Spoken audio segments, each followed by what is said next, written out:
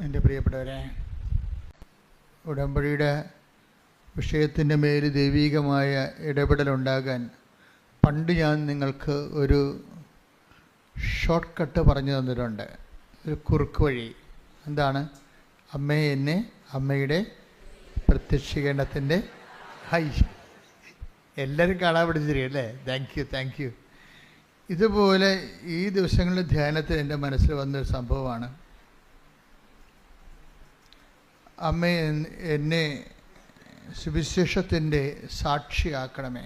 സിമ്പിളാണ്, ഇത്രയേ ഉള്ളൂ കാര്യമാണ്. നിങ്ങളെ ഓരോ വിഷയവും ഇങ്ങനെ നിങ്ങളെ എടുത്ത് പറയുന്നതിനേക്കാൾ ഇപ്പം നിങ്ങളുടെ ജോലി, വീട്, വിവാഹം, വഴികൾ, കുടുംബ പ്രശ്നങ്ങൾ ഇങ്ങനെ എടുത്ത് പറയുന്നതിനേക്കാൾ നല്ലത് അമ്മ എന്നെ സുവിശേഷത്തിൻ്റെ സാക്ഷിയാക്കണമേ. പറഞ്ഞേ, അമ്മേ എന്നെ സുവിശേഷത്തിൻ്റെ സാക്ഷികളാക്കണമേ. അപ്പം നിങ്ങളുടെ